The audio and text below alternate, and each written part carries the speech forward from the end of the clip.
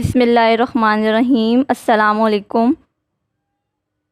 آپ نے اکثر اوقات غور کیا ہوگا کہ جب دو لوگ بات چیت کرتے ہیں تو ان کی بات شروع ہوتے ہی دشمنی میں بدل جاتی ہے، جبکہ دوسرے طرف کچھ لوگ ایسے بھی دیکھے ہوں گے جن کی بات چیت سے دوسرے لوگ بھی لطف اندوز ہوتے ہوں گے۔ ان کی گفتگو ایسی ہوتی ہے کہ انہیں وقت گزرنے کا احساس بھی نہیں ہوتا۔ یہ کہلاتا ہے گفتگو کا فن۔ ایک مثال پر غور فرمائیے جو اکثر اوقات میں نے خود بھی پڑھانے کے دوران آبزرو کی کہ ایک استاد کمرے جماعت میں جب داخل ہوتا ہے تو آپ دیکھیں کہ متعدد طلبہ اس کو گھیرے ہوئے ہوتے ہیں، کوئی اس سے مصافحہ کر رہا ہے، کوئی اس سے مشورہ کر رہا ہے، کوئی اس کے آگے اپنی مشکلات پیش کر رہا ہے۔ جب وہ اپنے کمرے میں جا کر بیٹھتا ہے اور طلبہ کو اندر آنے کی اجازت دیتا ہے تو چند منٹ میں ہی اس کا کمرہ طلبہ سے بھر جاتا ہے۔ ہر طالب علم اس کے ساتھ بیٹھ کر باتیں کرنا چاہتا ہے۔ اس کے برخلاف ایک دوسرا استاد ایسا بھی ہے جو جب وہ درسگاہ میں ایک کمرے سے دوسرے کمرے کی طرف جا رہا ہوتا ہے تو تنہا ہوتا ہے، اور جب درسگاہ سے نکلتا ہے تو بھی اکیلا ہی باہر آتا ہے۔ کوئی طالب علم ہنستا مسکراتا اس کے پاس آ کر نہ ہاتھ ملاتا ہے اور نہ ہی کوئی بچہ اپنی کوئی مشکل بیان کر کے اس سے مشورہ لینے کی غرض سے آتا ہے۔ اگر وہ اپنے مخصوص کمرے کو صبح سے شام تک بلکہ رات دن بھی کھلا رکھے تو بھی کوئی اندر نہیں آتا اور نہ اس کے ساتھ بیٹھنے کا خواہش مند ہوتا ہے۔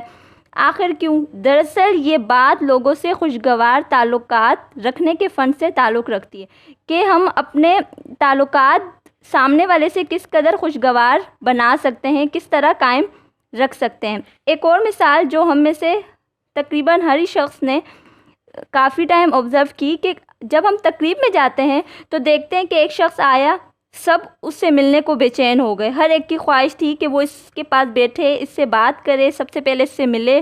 جبکہ دوسری طرف ایک شخص آتا ہے تو لوگ اس سے کتراتے ہیں، سلام بھی ناخوشگوار طریقے سے کرتے ہیں اور چاہتے ہیں کہ وہ شخص ان کی محفل میں بالکل نہ بیٹھے۔ ایسا کیوں ہوا؟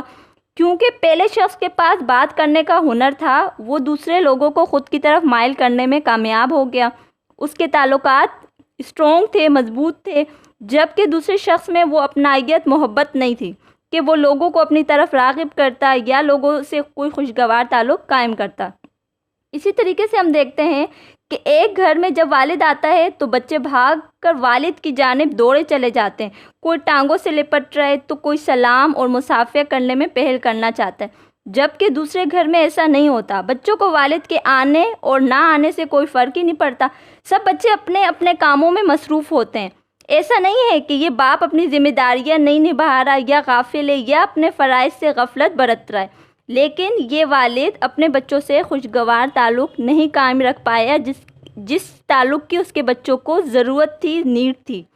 دیکھیے، ہم سب کو خود کا محاسبہ کرنا ہوگا کہ آیا ہم کہیں اپنی لاپرواہی اور غفلت سے اپنے پیاروں کو خود سے دور تو نہیں کر رہے؟ اپنے اخلاق، عادات کو بدلنا ہوگا تاکہ ہمارے پیارے ہم سے دور نہ ہو۔ دیکھیے، لوگوں کے دل جیتنا نہایت آسان ہے، بس آپ کو وہ اسکلز سیکھنی ہے، ان میں مہارت حاصل کرنی ہے جو ہمارے تعلقات کو خوشگوار بنا سکتی ہیں۔ اگرچہ کہ شروع میں یہ مشکل لگے گا ہمیں، لیکن تعلقات میں بہتری کے لیے یہ بہت زیادہ ضروری ہے۔